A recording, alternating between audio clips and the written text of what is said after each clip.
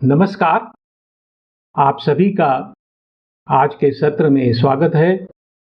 सर्वप्रथम हम श्री माँ का आह्वान करते हुए और उनके चरणों में वंदन करते हुए आज का सत्र आरंभ करते हैं।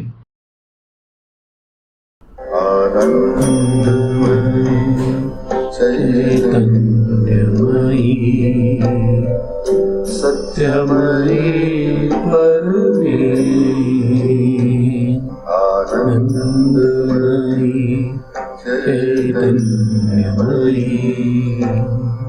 सत्यमयी परमे आनंदमयी चैतन्यमयी सत्यमयी परमे। ओम।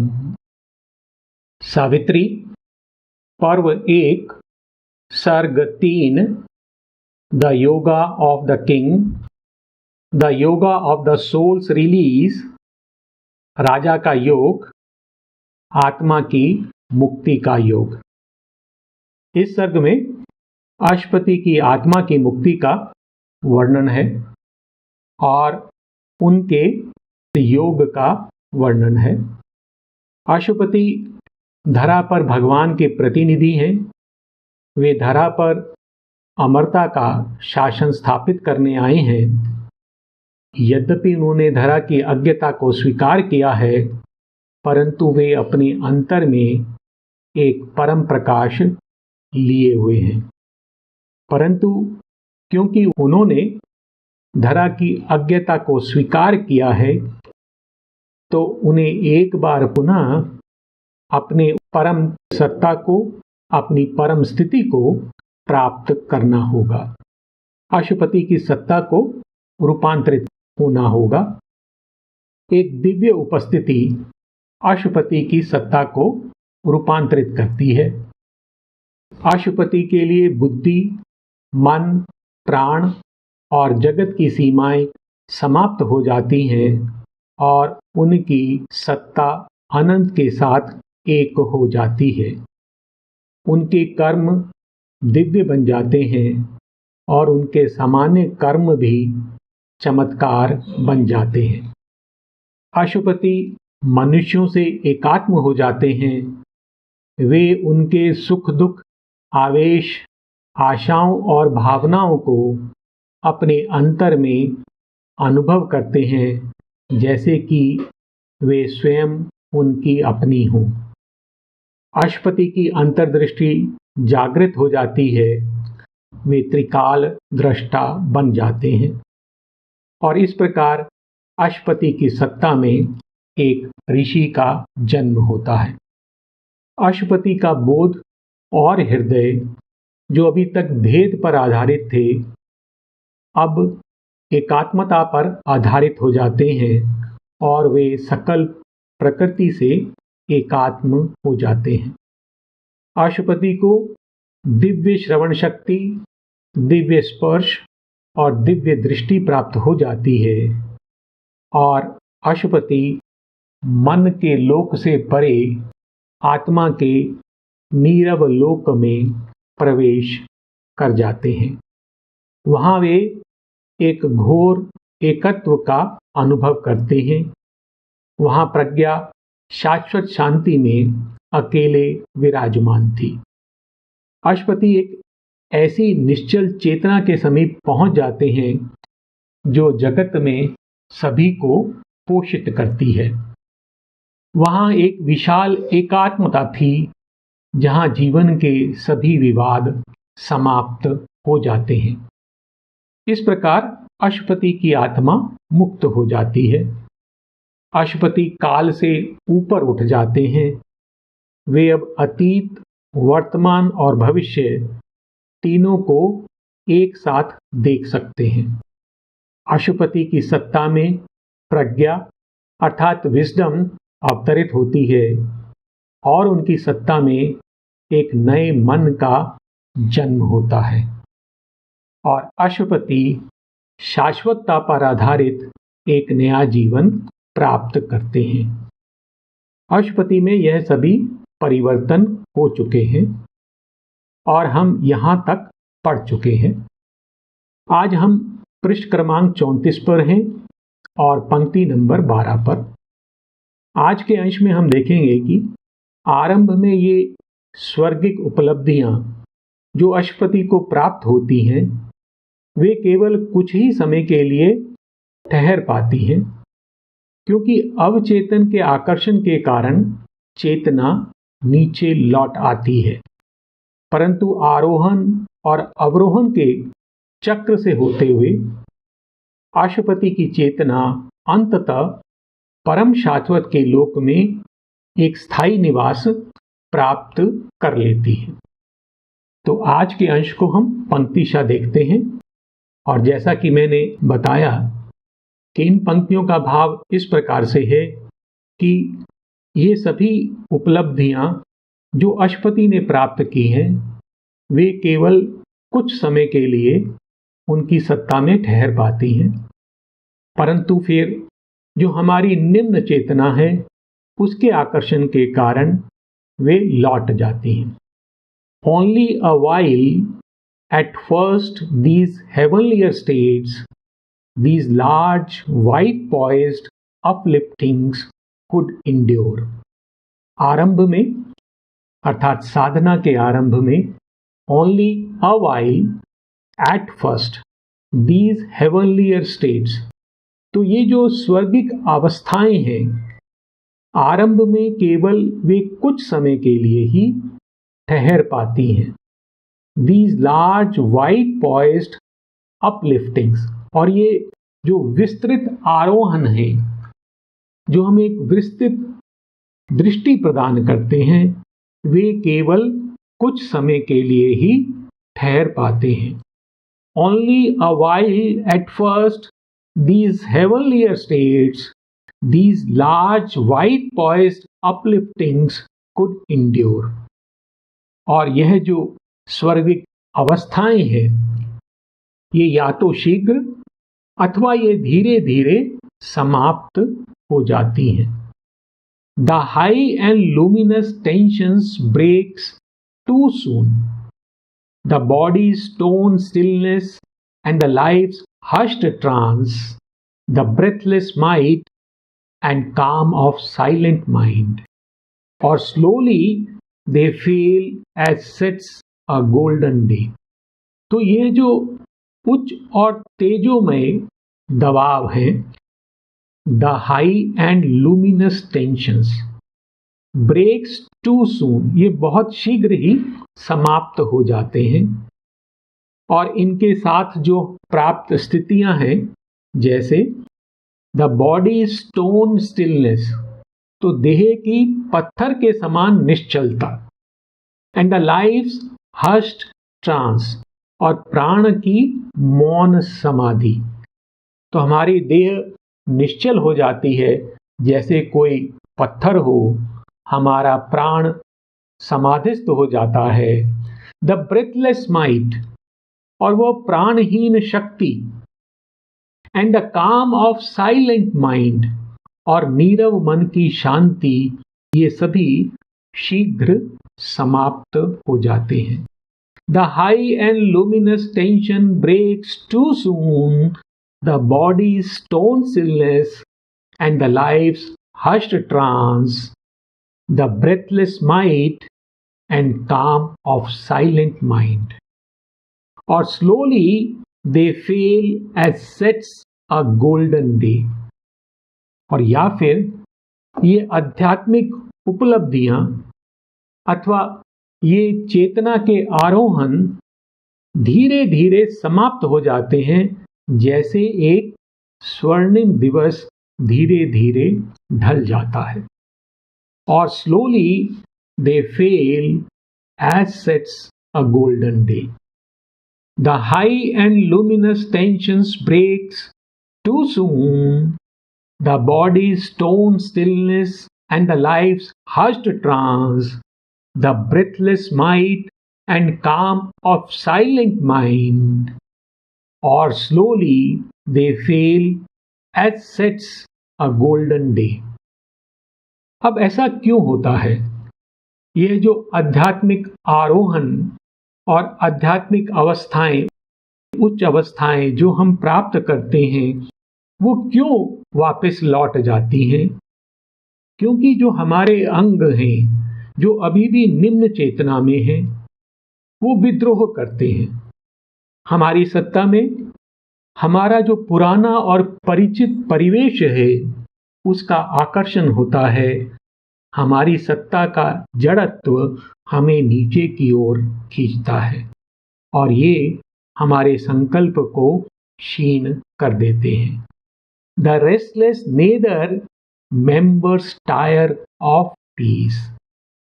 तो हमारे जो निम्न अंग हैं, हमारे जो अंग जो निम्न चेतना में हैं, वो अशांत होते हैं क्योंकि वह शांति से थक जाते हैं।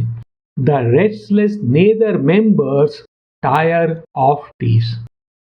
उदाहरण के लिए हमने ये अपने जीवन में अनुभव किया होगा कि कई बार हम जब बहुत समय तक शांति में रहते हैं, मौन में रहते हैं, तो वह शांति हमें कचोटने लगती है और तब हम कुछ क्रिया करने के लिए, कुछ शोर करने के लिए, कुछ श्रम करने के लिए खड़े हो जाते हैं।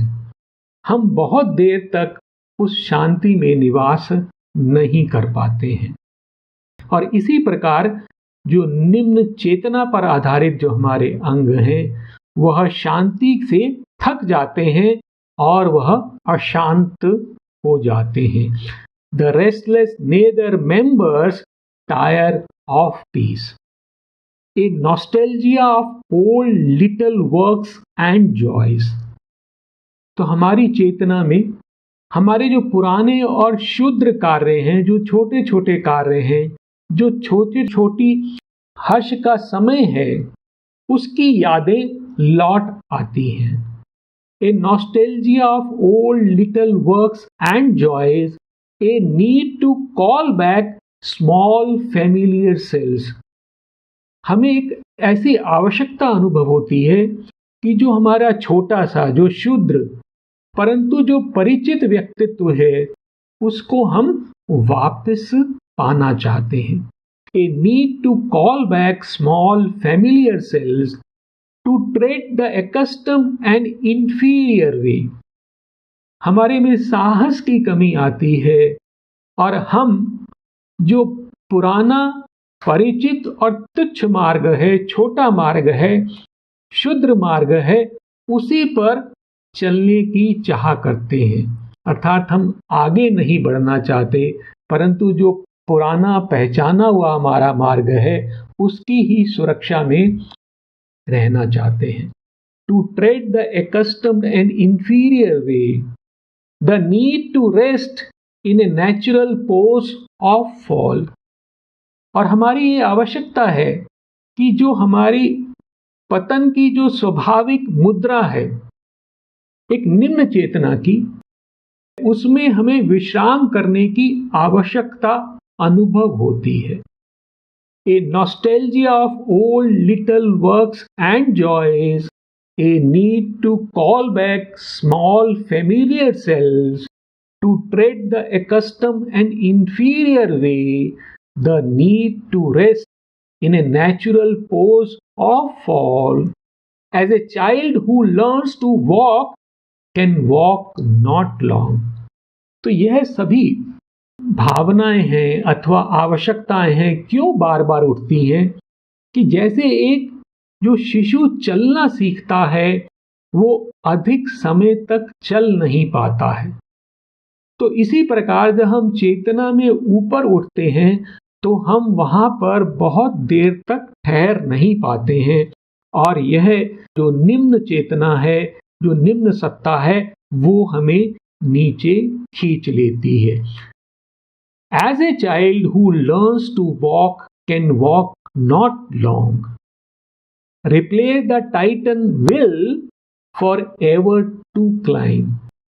और इस कारण से ये जो हमारी आवश्यकता है, ये जो हमारे आकर्षण है, ये हमारे सदा आरोहण करते रहने के संकल्प को बदल देते हैं।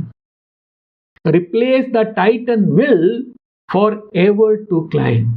सदा आगे बढ़ते रहने का जो संकल्प है उसको यह बदल देते हैं, क्षीण कर देते हैं। On the heart's altar dim the sacred fire.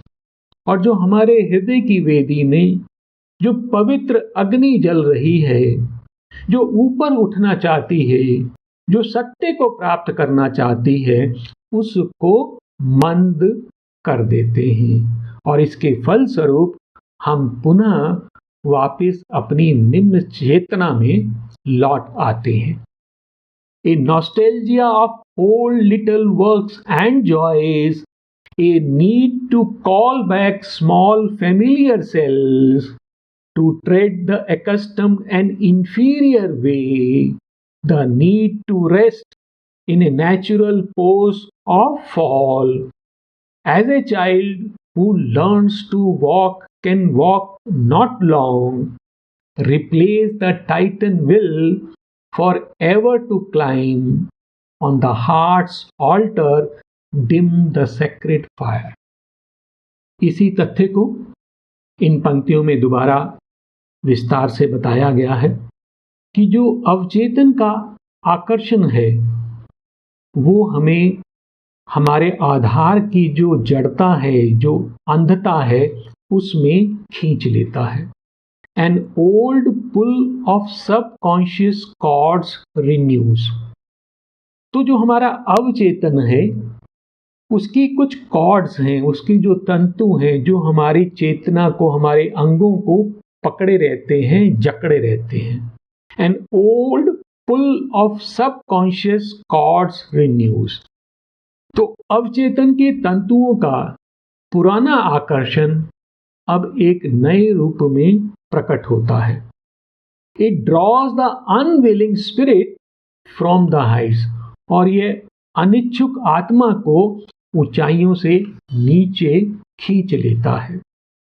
और a dull gravitation drags us down to the blind driven inertia of our base। तो एक गुरुत्वाकर्षण है, एक शक्ति है जो हमें नीचे खींचती है। वह डल है, निष्प्राण है, वह जड़ शक्ति है, वो हमें नीचे खींच लेती है। कहाँ?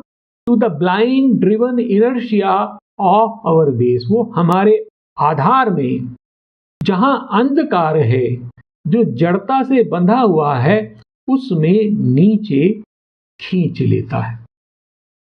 An old pull of subconscious chords renews।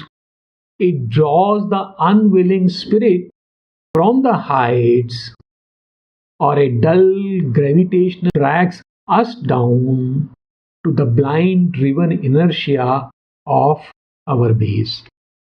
परंतु ये पतन निष्फल नहीं होते। प्रकृति की क्रिया प्रणाली में, भगवान की इस सृष्टि में कोई भी गति असफल नहीं होती, बिना किसी उद्देश्य के नहीं होती। भगवान हमारे पतन का भी उपयोग कर लेते हैं। This too the supreme diplomat can use। He makes our fall a means for greater rise। तो वह जो परम सत्ता है, परम राजनयिक है, सुप्रीम डिप्लोमेट, वो हमारे पतन का भी उपयोग कर लेता है और वह हमारे पतन को महतर आरोहण का एक साधन बना लेता है। अर्थात जब हम नीचे आते हैं तब हम उसके पश्चात फिर प्रयास करते हुए और ऊंचे शिखरों को प्राप्त करते हैं। This too the supreme diplomat can use। He makes our fall a means for greater rise। तो यह किस प्रकार होता है कि जब हमारी आत्मा अवरोहण करती है तो उसके साथ साथ एक परम शक्ति और परम पुरुष अर्थात परम चित्त शक्ति हमारी अज्ञ प्रकृति में और हमारे मर्त्य जीवन में प्रवेश कर जाते हैं और वहां गोपित रहते हुए उसको सुधारने का, उसका विकास करने का कार्य करते हैं। For into ignorant nature's gusty field, into the half-ordered chaos of mortal life, the formless power, the self of eternal light, follow in the shadow of the Spirit's descent. तो जब हमारी आत्मा वापस लौटती है तो उसकी छाया में, उसके पीछे पीछे चित्त शक्ति, जो कॉन्शियसनेस एंड फोर्स, जो एक युगल शक्ति है, the formless power, the self of eternal light, ये पीछे पीछे चले आते हैं और कहाँ जाके स्थित हो जाते हैं? For into ignorant nature's gusty field, वो अज्ञानी प्रकृति के तूफानी क्षेत्र में। तो हमारी प्रकृति जो अज्ञानी है, अंधकार है, जहां पे बहुत संघर्ष है, वहां पर वो उतर जाती है into the half ordered chaos of मॉर्टल life. हमारा ये जो मर्त्य जीवन है, उसकी जो अर्ध व्यवस्थित अराजकता है, वहां पर यह शक्ति उतर जाती है। For into ignorant nature's gusty field, into the half-ordered chaos of mortal life, the formless power, the self of eternal light, follow in the shadow of the Spirit's descent. The twin duality, forever one. और यह जो चित्त शक्ति है, यह दो भाव लिए हुए है, परंतु वह एक ही है, the formless power and the self. इसमें कॉन्शियसनेस भी है, फोर्स भी है, चित्त भी है और शक्ति भी है। The twin duality for ever one, यह जो पुरुष और प्रकृति का युगल है, जो सदा एक है, chooses its home With the tumults of the sense, वो इंद्रियों के कोलाहल के मध्य अपना धाम चुन लेता है। अर्थात जब हमारी आत्मा हमारे निम्न प्रकृति के आकर्षण के कारण नीचे आती है, तो उसके साथ साथ यह चित्त शक्ति भी चली आती है और हमारी जो गहराइयां हैं, हमारे जो गर्त हैं, उनमें स्थित हो जाती है और वहां हमारे अंध भागों में यह शक्ति प्रवेश कर गोपित रहते हुए अपना कार्य करती है। He comes unseen into our darker parts and curtained by the darkness does his work. तो यह जो पुरुष और प्रकृति का युगल है, यह जो सुप्रीम डिप्लोमेट है, यह जो चित्त शक्ति है, यह अदृश्य रहते हुए, he comes unseen into our darker parts, तो हमारे वो अंग जो अभी अंधकार में से आच्छादित हैं, उनमें यह अदृश्य रहते हुए चली आती है, प्रवेश कर जाती है। And curtained by the darkness does his work, और अंधकार में गोपित रहते हुए वहां अपना कार्य करती है। ए subtle and all knowing guest and guide, तो ये किस प्रकार की शक्ति है अथवा किस प्रकार की सत्ता है? सूक्ष्म, सर्वज्ञ, एक अतिथि के समान है, एक गुरु के समान है। ए subtle and all knowing guest and guide till they too feel the need and will to change. तो ये कब तक वहां कार्य करती है? जब तक हमारे जो अज्ञ अंश हैं, उनमें विकास की आवश्यकता और उसकी चाह अनुभव नहीं हो जाती है। तो एक प्रकार से यह हमारे अंतर में ऊपर बढ़ने की और अधिक ऊपर उठने की जो चाह है, जो आवश्यकता है, उसका निर्माण करती है। He comes unseen into our darker parts and curtained by the darkness does his work, a subtle and all-knowing guest and guide, till they too feel the need and will to change. और अब इन पंक्तियों में श्री अरविंद स्पष्ट कर रहे हैं कि हमारी संपूर्ण सत्ता को रूपांतरित होना होगा। ये जो हमारी सत्ता के जितने भी अंग हैं, उन सभी को एक उच्चतर विधान का पालन करना सीखना होगा। अन्यथा क्या होगा?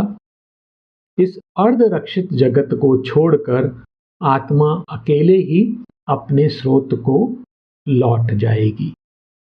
अर्थात आत्मा ने जो इस धरा पर जन्म लिया है, वो इस धरा को दिव्य बनाने के लिए जन्म लिया है। और यदि हमारे जो अंग हैं वो उच्चतर विधान को स्वीकार नहीं करते हैं, अर्थात यदि इस धरा का परिवर्तन नहीं हो पाता है, वह अर्धरक्षित ही रहती है, तो वह आत्मा अपने स्रोत को लौट जाएगी। All here must learn to obey a higher law. Our body cells must hold the immortal's flame. तो यहाँ पर सभी को एक उच्चतर विधान का पालन करना सीखना होगा।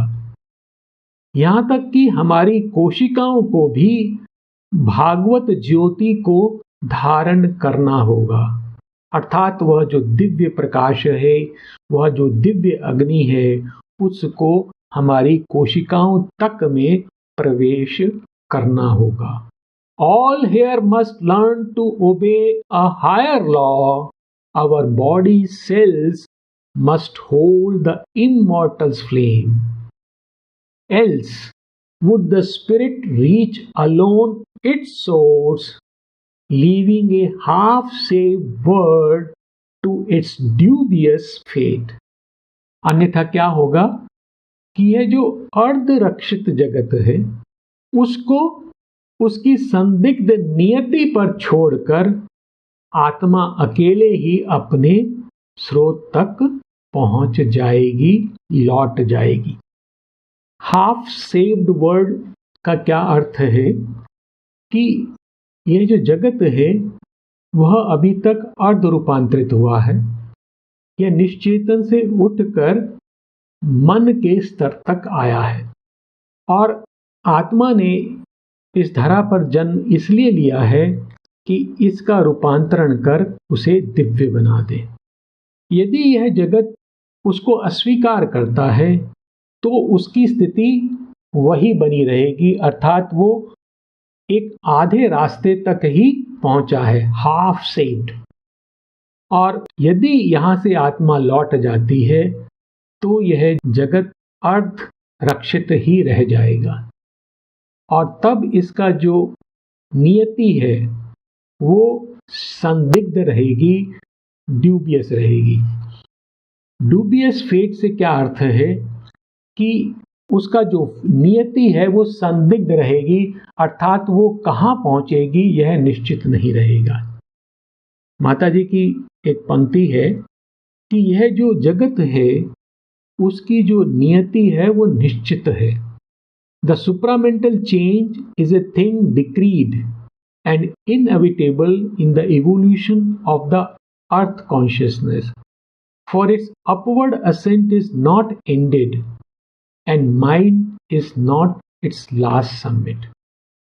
तो एक प्रकार से यह जो धरा है उसकी दिव्य बनने की जो नियति है वह पहले ही पूर्व निश्चित कर दी गई है, परंतु यदि वह आत्मा लौट जाती है तो यह जो धरा है वह अर्धरक्षित ही रह जाएगी और उसकी जो नियति है वो संदिग्ध ही रहेगी, अर्थात जो निश्चित उसकी नियति है वह प्राप्त नहीं होगी। else would the spirit reach alone its source, leaving a half-saved word to its dubious fate. और यह विशाल सृष्टि विफल होकर और निराश होकर बिखर कर डूब जाएगी. Nature would ever labour unredeemed. और यह जो प्रकृति है बिना मुक्त हुए सदा श्रम करती रहेगी. Nature would ever labour unredeemed. Our earth would ever spin unhelped in space. और हमारी पृथ्वी बिना किसी सहायता के सदा अंतरिक्ष में घूमती रहेगी. Our earth would ever spin unhelped in space, and this immense creation's purpose fail. और इस विशाल सृष्टि का उद्देश्य विफल हो जाएगा till at last the frustrate universe sank undone. और अंत में यह निराश ब्रह्मांड बिखर कर डूब जाएगा. तो यह ड्यूबियस फेट है. यह एक संभावना है, परंतु ऐसा होगा नहीं. तो यदि हमारी प्रकृति रूपांतरित होने के लिए अस्वीकार कर देती है, जो स्वर्ग से जो प्रकाश आता है उसको अस्वीकार कर देती है, तो उसका जो उद्देश्य है वह विफल हो जाएगा और अंततः वह बिखर कर डूब जाएगी. Nature would ever labour unredeemed और earth would ever spin unhelped in space, and this immense creation's purpose fail till at last the frustrate universe sank undone. यहां तक कि अशुपति की जो दैवी शक्ति है उसको भी और ऊपर उठने के लिए नीचे गिरना होगा. अर्थात अशुपति को भी अपनी सत्ता को पूर्णतः रूपांतरित करना होगा. Even his godlike strength to rise must fall. अर्थात जो अवरोहन है वह एक आवश्यक गति है, क्योंकि कोई भी अंश हमारा चेतना का कोई भी भाग छूट नहीं जाना चाहिए. यहाँ जो हमारी चेतना में जो भी अंश हैं उन सभी का रूपांतरण होना आवश्यक है. अन्यथा वह परम स्थिति हम बहुत देर तक नहीं रोक पाएंगे, उसमें रह नहीं पाएंगे. Even his godlike strength to rise must fall. यहाँ तक कि अशुपति की जो देवतुल्य शक्ति है उसको भी ऊपर उठने के लिए नीचे गिरना होगा. His greater consciousness withdrew behind. और जो अशुपति की महत्तर चेतना है वो पीछे हट जाती है. और तब क्या होता है? Dim and eclipsed, his human outside strove to feel again the old sublimities. तो जब अशुपति की जो महत्तर चेतना है वो पीछे हट जाती है तो उसकी जो बाह्य चेतना है, his human outside, जो अभी मानवीय चेतना के समान है अथवा जिसमें मानवीय चेतना के गुण अभी भी विद्यमान है, dim and eclipsed, वो धुंधली और वह महत्तर चेतना के प्रकाश से वंचित है, उसका अभी तक रूपांतरण नहीं हुआ है. Dim and eclipsed, his human outside strove to feel again the old sublimities. तो वह जो उसकी बाह्य मानवीय चेतना है वह भी अपनी जो पुरानी उसकी उत्कृष्टताएं हैं, उच्चताएं हैं, उनको पुनः अनुभव करने का प्रयास करती है. अर्थात उसमें भी एक अग्नि, एक आवश्यकता और एक चाह उठती है, प्रकट होती है.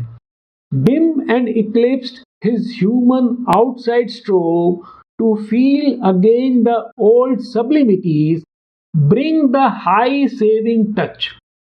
तो पहले तो वो स्पर्श जो दिव्य स्पर्श है अपने आप आता है, परंतु अब उसकी सत्ता उस कृपामय स्पर्श की चाह करती है। Bring the high saving touch the ethereal flame, और उस अलौकिक लौ को वह पुनः पाने का प्रयास करती है। Call back to its dire need the divine force, और अपनी घोर आवश्यकता है वो भागवत शक्ति को वापस बुलाने का प्रयास करती है। तो एक बार जब हमारी निम्न चेतना उस दिव्य प्रकाश का, दिव्य चेतना का स्पर्श पा लेती है, और जब वह दिव्य चेतना पीछे हट जाती है, तो एक प्रकार से हमारी उस निम्न चेतना में एक आशा, एक अभीप्सा प्रज्वलित हो जाती है, और फिर वह पुनः उस दिव्य शक्ति को पुकार करती है। और ऐसा अशुपति की सत्ता में भी होता है। क्यों? क्योंकि उनकी जो बाह्य सत्ता है वह अभी तक रूपांतरित नहीं हुई है, उसमें मानवीय चेतना के कुछ अंश अभी भी शेष हैं। His greater consciousness withdrew behind, dim and eclipsed his human outside store to feel again the old sublimities, bring the high saving touch, the ethereal flame, call back to its dire need the divine force. और जब यह चेतना हमारी एक बार नीचे गिरती है और फिर जब ऊपर उठने का प्रयास करती है, तो या तो वह अपने पुराने शिखर पर अथवा उससे भी ऊपर आरोहण कर जाती है। Always the power poured back like sudden rain, और slowly in his breast a presence grew. तो अशुपति की मानवीय चेतना की पुकार के उत्तर में वो जो भागवत शक्ति है वो सदैव ही एक आकस्मिक वर्षा के समान बरसती है। Always the power poured back like sudden rain, और slowly in his breast a presence grew, अथवा धीरे धीरे उसके अंतर में एक उपस्थिति, एक दिव्य उपस्थिति विकसित होती जाती है। Always the power poured back like sudden rain, or slowly in its breast a presence grew. It clambered back to some remembered height. और अब जो अशुपति की मानवीय चेतना है वो किसी पूर्व परिचित शिखर पर चढ़ जाती है और soared above the peak from which it fell, या फिर वो उस शिखर से भी ऊपर उठ जाती है जहां से वह नीचे गिरी थी। तो एक प्रकार से यह जो अवरोहन है उसके पश्चात अवरोहन और भी अधिक सशक्त हो जाता है। Always the power poured back like sudden rain, or slowly in his breast a presence grew. It clambered back to some remembered height, or soared above the peak from which it fell. और हर बार जब अशुपति ऊपर उठते हैं तो वे चेतना के एक और ऊंचे स्तर को प्राप्त करते हैं। Each time he rose, there was a larger poise, a dwelling on a higher spirit plane. The light remained in him a longer space. तो हर बार जब वे ऊपर उठते हैं तो क्या होता है, वे एक विशालतर, महतर, शांत और एक दृढ़ आधार को प्राप्त करते हैं। Each time he rose, there was a larger poise, a dwelling on a higher spirit plane. और वे आत्मा के एक उच्चतर लोक में निवास करते हैं। The light remained in him a longer space. और वह जो दिव्य प्रकाश उनके अंतर में और अधिक देर तक ठहर पाता है। Each time he rose, there was a larger poise, a dwelling on a higher spirit plane. The light remained in him a longer space. और चेतना के इस आरोहण और अवरोहण के क्रम से होते हुए अशुपति की आत्मा अपनी जो विशिष्टता है और अपनी जो पूर्ण महिमा है उसको प्राप्त कर लेती है। In this oscillation between earth and haven, तो जो धरा है उसकी चेतना जड़ तत्व की है और जो स्वर्ग है वह दिव्य है। ये दो छोर हैं, जड़ तत्व और आत्म तत्व। इन this oscillation between earth and haven, तो जैसे जैसे उनकी चेतना पृथ्वी और स्वर्ग के मध्य कभी ऊपर उठती है और कभी नीचे जाती है। In this oscillation between earth and heaven, in this ineffable communion's clime, और यह जो एक अवर्णनीय मिलन है, ये पृथ्वी और स्वर्ग का, ये जो निम्न चेतना और जो उच्च चेतना है उसका जो मिलन है, there grew in him as grows a waxing moon the glory of the integer of his soul। तो इस प्रकार ऊपर जाते हुए, आरोहण करते हुए और अवरोहण करते हुए और फिर पुनः आरोहण करते हुए उनकी जो आत्मा है वो किस प्रकार से विकसित होती है, जैसे शुक्ल पक्ष का जो चंद्रमा है वो बढ़ते हुए पूर्णिमा का चंद्रमा बन जाता है। There grew in him as grows a waxing moon the glory of the integer of his soul। तो उनकी अशुपति की जो आत्मा है वो अपनी विशिष्टता को बनाए रखते हुए अपनी पूर्णता को प्राप्त करती है। तो वह यूनिक भी है और पूर्ण भी बन जाती है। In this oscillation between earth and heaven, in this ineffable communion's climb, there grew in him, as grows a waxing moon, the glory of the integer of his soul। और इस प्रकार अशुपति पूर्णता को प्राप्त करते हैं। A union of the real with the unique, तो जो परम सत्ता है उससे एक विशिष्ट जीवात्मा का अर्थात अशुपति की आत्मा का मिलन होता है। ए union of the real with the unique, a gaze of the alone from every face.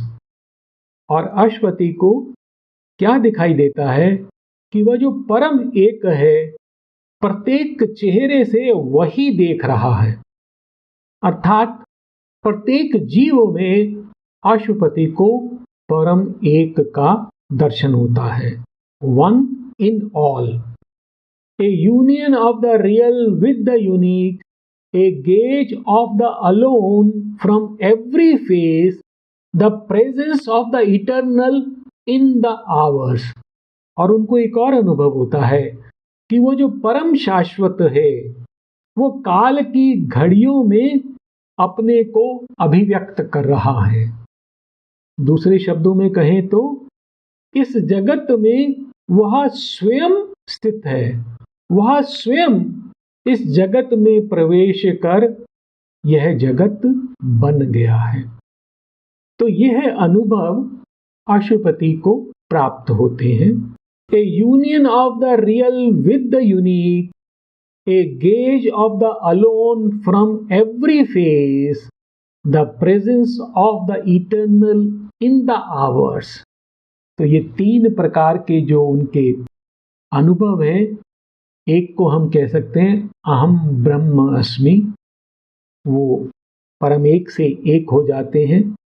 दूसरे अनुभव में वो उस परम एक को सभी में देखते हैं और सब में भगवान को देखते हैं। एक उपनिषद है निरालंबोपनिषद, उसमें एक सूक्ति है, सर्वं खलविदं ब्रह्मं नेह नानास्ति किंचन, अर्थात यह समस्त विश्व ही ब्रह्म है, इसके अतिरिक्त यहाँ और कुछ भी नहीं है।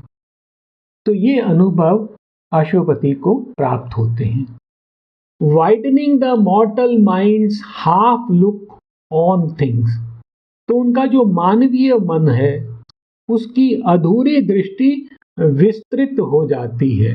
Widening the mortal mind's half look on things, bridging the gap between man's force and fate. अभी हमारी शक्ति कैसी है, हम नियति को बनाना चाहते हैं, बदलना चाहते हैं, परंतु अक्सर असफल हो जाते हैं, क्योंकि हमारी शक्ति नियति की शक्ति की तुलना में बहुत क्षीण है। परंतु अश्वपति की शक्ति अब किस प्रकार की हो जाती है, bridging the gap between man's force and fate. अब वह जो दोनों के बीच में जो अंतर है वह समाप्त हो जाता है, अर्थात अश्वपति नियति के समतुल्य हो जाते हैं अथवा उससे ऊपर उठ जाते हैं। Made whole the fragment being we are here. और इस प्रकार ये जो हमारी खंडित सत्ता है, जैसा कि हम इस जगत में हैं, जैसी हमारी स्थिति है वह पूर्ण हो जाती है। Made whole the fragment being we are here. तो यह परिवर्तन अश्वपति में होते हैं। A union of the real with the unique, a gaze of the alone from every face, the presence of the eternal in the hours, widening the mortal mind's half look on things, bridging the gap between man's force and fate, made whole the fragment being we are here। और इस प्रकार चेतना के आरोहण और अवरोहण और पुनः आरोहण से होते हुए अंततः अश्वपति परम शाश्वत के लोक में एक स्थायी निवास प्राप्त कर लेते हैं। At last was won a firm spiritual poised, और अंततः अश्वपति ने एक दृढ़ आध्यात्मिक अवस्था प्राप्त कर ली। At last was won a firm spiritual poise, a constant lodging in the eternal's realm. और अब अश्वपति परम शाश्वत के लोक में निरंतर निवास करते थे। A safety in the silence and the ray, वे भागवत नीरवता में और भागवत किरण में सुरक्षित थे। ए सेटलमेंट इन द इम्यूटेबल, और उन्होंने जो परम अविकारी है उसमें एक स्थायी आश्रय पा लिया था। तो इस प्रकार यह जो परिवर्तन है वह अब स्थायी हो जाते हैं। At last was won a firm spiritual poise, a constant lodging in the eternal's realm, a safety in the silence and the ray, a settlement in the immutable. तो जो हमने आज का अंश देखा उसमें हमने देखा कि अवचेतन के आकर्षण के कारण जो हमें आध्यात्मिक उपलब्धियां प्राप्त होती हैं वो केवल कुछ ही समय के लिए ठहर पाती हैं, परंतु आरोहण और अवरोहण के चक्र से होते हुए अश्वपति अंत में परम शाश्वत के लोक में एक स्थायी निवास प्राप्त कर लेते हैं। इसके आगे जो अंश शेष हैं उसमें हम देखेंगे कि अश्वपति अज्ञान से मुक्त हो जाते हैं, वे गुह्य जगत से एकात्म हो जाते हैं और उनकी शक्तियां वैश्विक शक्तियों से एक हो जाती हैं। और इस प्रकार अश्वपति ऐसी शक्तियां प्राप्त कर लेती हैं जो युग का परिवर्तन कर सकती हैं। और अशुपति अब धरा के नभ पर एक सूर्य के समान दीप्तमान हो जाते हैं। अब हम शांति मंत्र के साथ श्री मां को धन्यवाद करते हुए, उनको नमन करते हुए इस सत्र को विराम देंगे।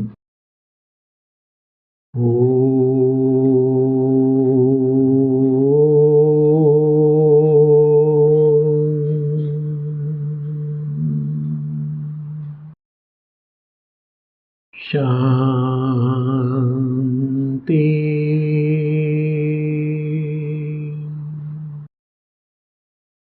शांति।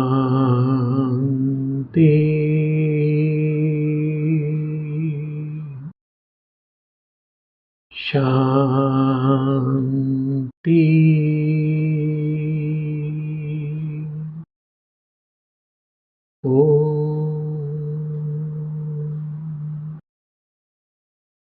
धन्यवाद।